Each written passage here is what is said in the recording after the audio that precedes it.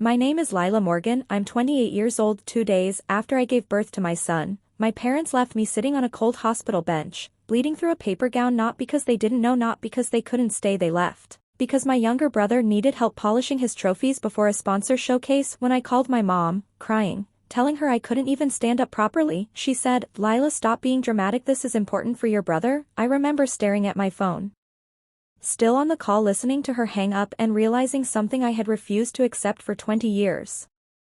I was never the priority, but what I didn't know then was that moment, that exact moment, would expose something much bigger than favoritism, something illegal, something they thought I'd never discover. And when I did, I didn't just confront them, I destroyed everything they built on lies. But I need to go back, because this didn't start in that hospital. It started when I was 8. My brother Ethan turned 8 in July 2006. My parents threw him a party so big people thought it was a wedding. Bouncy castle, magician, ice cream truck, 40 kids, custom cake shaped like a race car. I remember standing near the fence, watching kids I didn't even know run through our backyard. My mom spent weeks planning it. I know that because she ignored me for those weeks. My birthday, March same year, I got a store-bought cake, 5 friends, and my dad left halfway through because Ethan had a soccer game. I asked my mom why his party was so big. She didn't even look at me. Because he's special. I laughed. I thought she was joking. She wasn't. That was the first time I understood something that I would spend years trying to unlearn. Love in our house was conditional, and I didn't meet the conditions. By high school it got worse. Ethan played basketball, not professionally, not even that well, but to my parents he was the next big thing. Private coaching, travel teams, $12,000 a year. Meanwhile,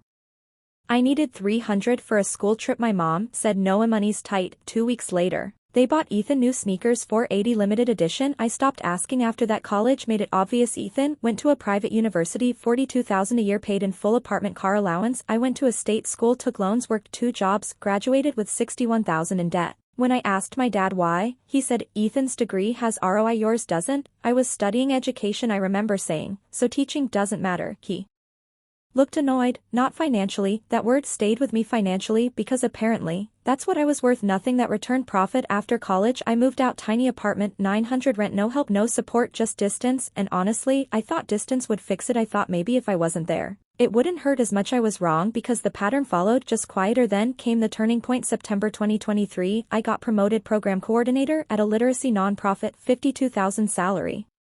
It meant everything to me. I called my parents. My mom said, "That's nice, honey," then immediately asked, "Did you see Ethan's new sponsorship?" He had signed with a local sports brand, nothing major, but to them it was everything. They threw him a dinner, 20 people posted photos everywhere, caption, "Proud of our champion." They didn't even mention my promotion that night.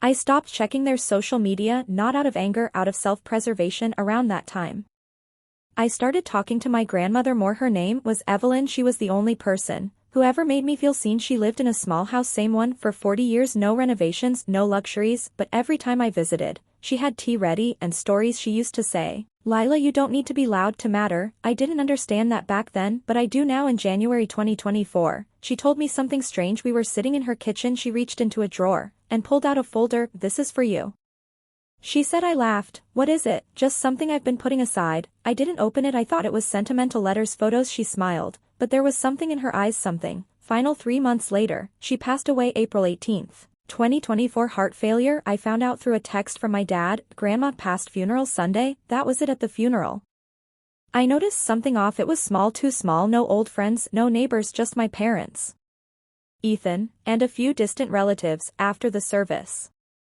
I asked my mom about the folder. She frowned. "What folder?" "The one Grandma gave me." She looked at my dad, then back at me. "Oh, that was nothing, just papers." I knew she was lying. I just didn't know why at the time.